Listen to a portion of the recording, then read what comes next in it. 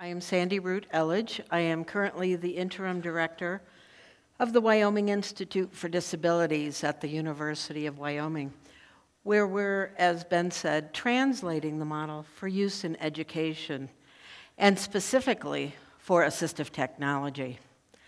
Now, I'm not an assistive technology expert, but with ECHO, we can facilitate the integration of assistive technology for over 12,000 students in the state who have disabilities. We're providing teachers, caseworkers, administrators, and therapists and service providers with the support and training they need so that they can effectively integrate technologies for their students with disabilities. Assistive technology is fundamental to improving the academic outcomes of students with disabilities.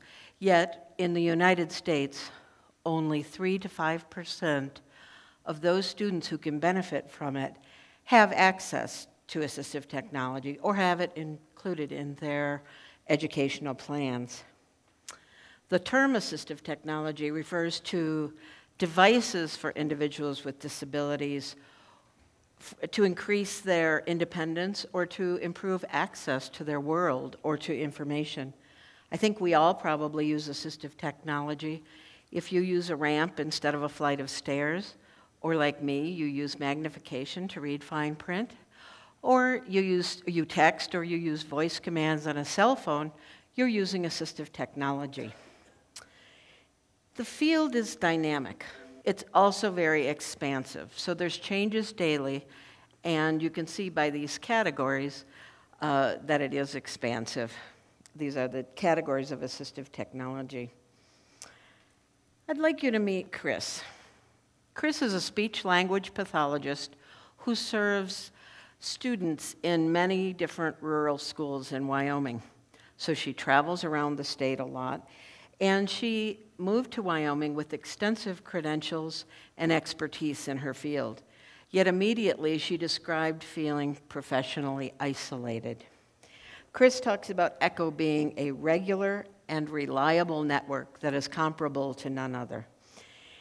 She says that it allows her to keep current on technologies and research in her field. It helps her discern the questions that need to be asked on behalf of students, and it helps her obtain much-needed second opinions. ECHO in AT, as we call it, has 4 unique features that might distinguish it from the medical model of ECHO. First, of course, we're focused on education and for the benefit of students through grades 12, and we use the academic and not the calendar year.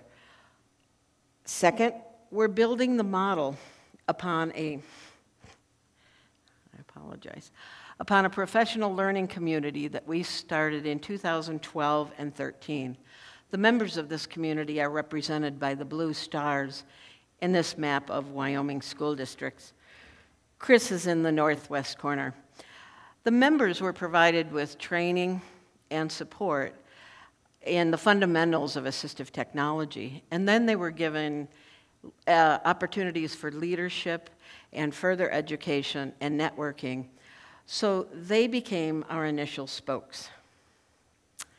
Third, the third difference is that the multidisciplinary team that we need to address the full spectrum of assistive technology is not available in one place in Wyoming. So we leverage resources from the university, which include assistive technology and speech communication. Then, with the Department of Education, they provide speech or vision and hearing expertise. Then we access occupational and physical therapists from around the state, and we connect with nationally recognized trainers in the field from Wisconsin and Oregon. We ran a pilot to test the feasibility of this model from March to May of this year. We provided 10 weekly 90-minute sessions to 255 participants for an average of 24 participants in each session. We provided 7 different trainers, provided 10 trainings, and we discussed 16 student cases.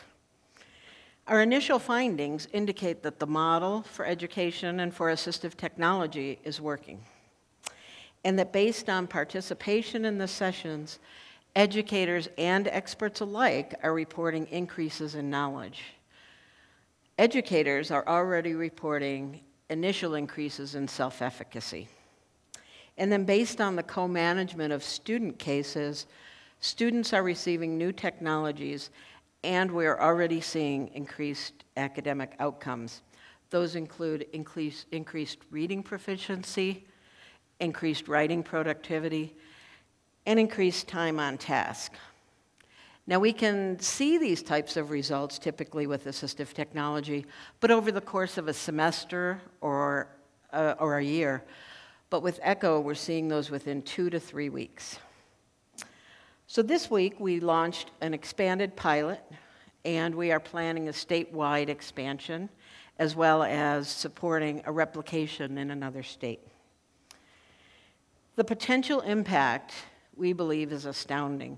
If ECHO and AT can improve outcomes of students with disabilities and half the students in the United States, that means we can impact 3.2 million students.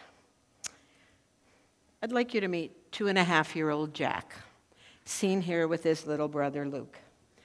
Jack is blind, and his mother talks about assistive technology putting Jack in the driver's seat so that Jack makes his own decisions and that his disability doesn't make decisions for him.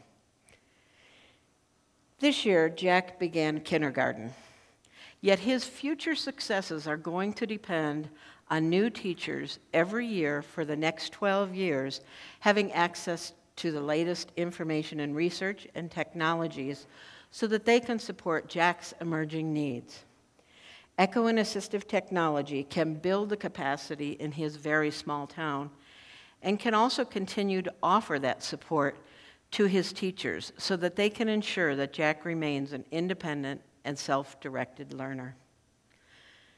ECHO and assistive technology is building capacity and improving the outcomes of students with disabilities.